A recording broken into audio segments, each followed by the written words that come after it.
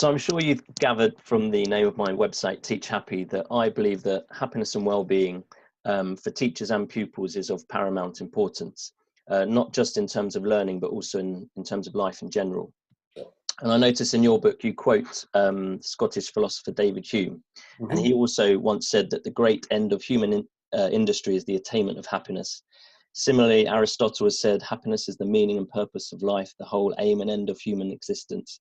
So if the purpose, arguably, of our lives is to be happy, should this be a goal, a main goal of education, to teach our children how to lead happy and fulfilling lives? Or should education's main goal to be equip children with rich stores of knowledge? Or do these two goals complement each other? What do you think? I think they complement each other, but let's take a step back first of all.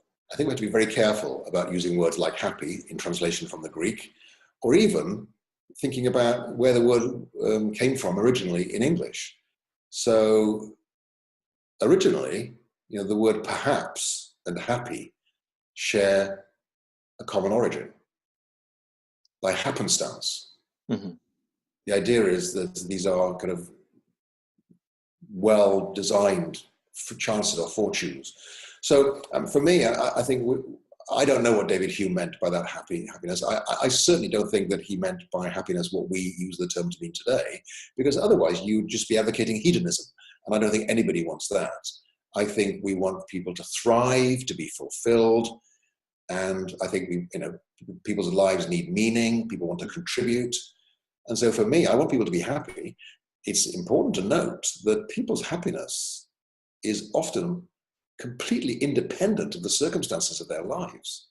So Daniel Gilbert has written about this very eloquently, showing that if you ask people how happy or sad they'd be if something happened to them, and it does happen to them, actually their happiness doesn't change as much as they think it would, because they are that happy because they are that person. So I think we have to be very careful about these words, but I have no problem with well-being and fulfillment. Flourishing is a word I like to use. Yeah. So yes, of course, these are all desirable aims of education. The thing I have to be careful about is saying we know how to get there. So we are learning that the best way to get better at problem solving is not to solve problems, at least for novices. We're learning that the best way to get the main idea of a passage is not to practice getting the main idea of a passage.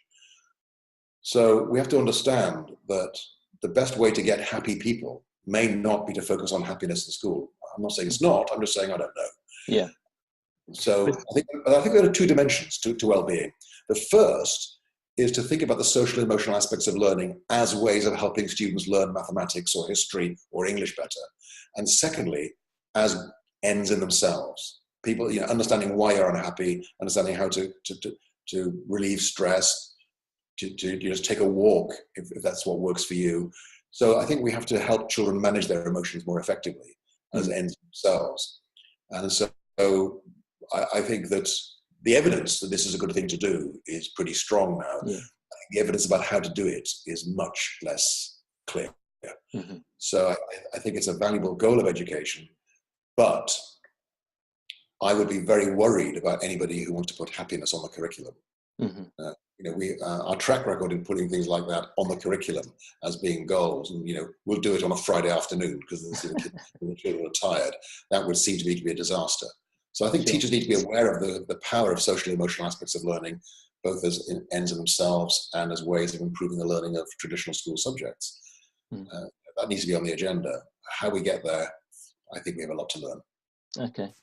What was interesting, because you cite Dan Gilbert and say other psychologists like Sonia Lyubomirsky and Barbara Fredrickson has done a lot of research into the aspects that generally seem to crop up every time when we study people leading flourishing lives, and it's things like they show generally happier people tend to show more gratitude, they tend to exercise more regularly, they tend to be optimistic in their outlook in life, and there is a school of thought that says you can teach this knowledge, skills, whatever you want to call it, and not just my premise is not just to teach it on in a PSHE lesson once a week, but to actually weave these ideas into your everyday teaching. So for example, just to take that point about regular exercise, the evidence is quite strong, that it impacts physical and emotional well-being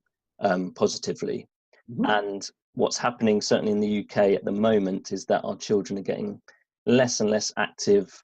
Right. They spend some of their most sedentary behaviour at schools. Mhm. And so do you think it's a valuable exercise that actually taking that evidence, that knowledge, and, you know, getting our children out of their seats more, getting them moving more, getting them encouraging healthy habits of body and mind at schools, do you think that's a valuable pursuit? I do, but I don't think I know that. I think I believe that. I don't think I know it. And I Right, think okay. the research here is generally more correlational than than experimental. So yes, we see that certain people are happier, and we look at other aspects of their lives, but we don't know that it's those things that are in their lives that are making them happier. It could be that there's a set of things that go together. Right. There's an underlying third variable we haven't looked at, Mhm. and it could be that people who, for example, who have very high IQs may be happier because they can actually manage their lives more effectively. I mean, I'm not saying it's likely. I'm just saying it's Mm. possible. Sure. So for me, I think we know a lot less than many people claim that we do. That said, I think that there's a long story you can tell about the national curriculum, going back to the late 1980s. Originally, Margaret Thatcher only wanted English, maths, and science to be tested. Right. And what happened was there was a kind of unseemly rush to be tested because there were subjects like history and geography that thought they wouldn't be taken seriously if they weren't tested. So we had this rather bizarre phenomenon of subjects demanding national curriculum testing of their subject and to have a national curriculum program of study for their subject. Mm-hmm. And physical education became very kind of theoretical and abstract. And, you know, children were being taught about invasion games and talking about long levers to make physical education more scientific. And together with that, there was also, I think, to a large extent, schools gave up on making children shower. You know, many schools just never use the showers anymore because children don't get sweaty in PE. So when I made that classroom experiment TV show in 2010, one of the things I was quite keen was to actually get kids out of breath once in a while in the school. So we actually started every day with 10, 15 minutes of physical activity. Right. And I'm convinced by that. I used to cycle to work and my mind was so clear. So I can tell a personal story. I don't know if it's true, but it seems to me that physical activity is important for well-being. I know it's important for health. A recent meta-analysis showed that if we could get most adults doing half an hour of physical activity, moderate, you know, basically walking fast enough that you can still talk but you can't sing, as they describe it, that would actually have more impact on longevity and morbidity in older age than anything else we could do. Just quite stunning effects.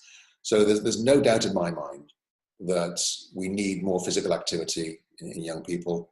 I think we have to be a bit more creative about how we actually get them to do that. So it might be, you know, we just talk about this. Maybe we give children heart rate monitors, and we say to them, you know, if you like walking, go and do some walking. If you like running, go and do some running. If you like archery, go and do some archery. But the idea is that students do something that actually gets them slightly out of breath and understand the value of that. So I can see that's probably a really important thing to be doing in school in terms of getting students to understand how to live, you know, a healthy life. But I think we're also going to have to understand that we may need to be a bit smarter about how we intrigue children into doing these things, how we actually make it exciting and interesting for them. And maybe, you know, that can be part of self-regulated learning. So making a big connection between social and emotional aspects of learning and self-regulated learning and metacognition. Sure. Get students to think about their own bodies. You know, am I getting out of breath? Is my heart rate going up? You know, we got devices like Fitbits now that help you monitor those things. And that leads very nicely into a maths topic of drawing a graph of heart rate or activity over a 24-hour period. So I think there's lots of ingenious ways we could do that. I'm just not sure we actually found the best ways yet. Okay, excellent. So that brings us to the end of the interview. I just wanted to thank you, Dylan, for giving up your time to come and speak to me today. Thank you for sharing your views. Your new book, Creating the Schools Our Children Need is out now. It's available to buy. I've read 2 of the chapters. I think it's fascinating, so I'm definitely going to buy the book. So yeah, once again, thank you for taking the time to join me today. You're very welcome. Thank you, Dylan. Goodbye. Bye, Adrian.